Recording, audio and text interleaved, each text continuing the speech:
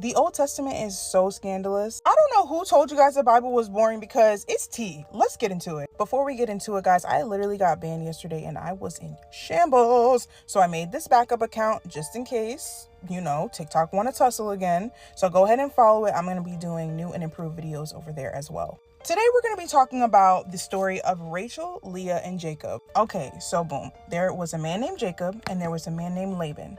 Now, Laban had two daughters, Leah and Rachel. One day, Jacob came across Rachel and said, "Oh my gosh, that is a bad mamma jamma. I gotta have her." So he goes to her father and says, "What do I have to do to get your daughter?" And he says, "You know what? You gotta work for me for 7 years, y'all, 7 years." This man said, "Sure.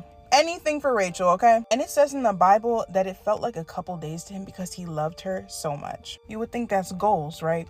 Just wait. So after the 7 years, he says to Laban, "You need to give me my girl. It's time for me to marry her." And Laban was a trickster.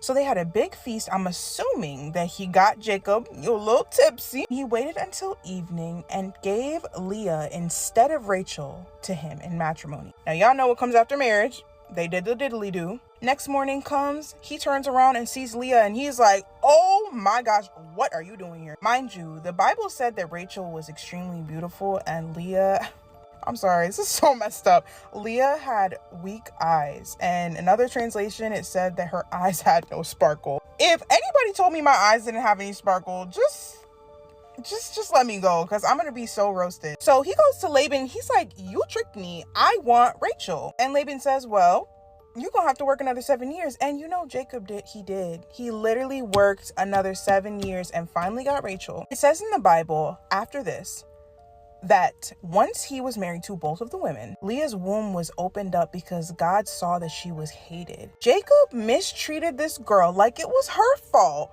that her father gave her over to him in a trick, and he treated her like a second-class citizen.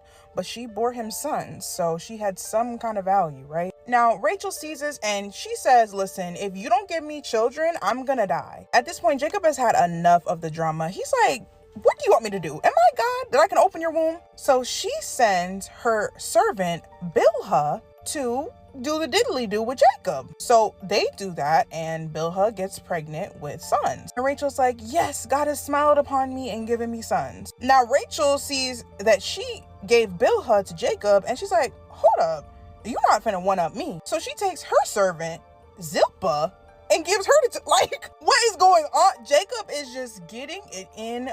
He's getting it in where he fits in, okay? Long story short, finally, Rachel's prayers are heard and she gets pregnant with Joseph. Yes, the Joseph. Y'all, my hair is so crazy right now. She is also the mother of Benjamin as well. All together with the servants and the two sisters made the 12 tribes of Israel. Talk about drama.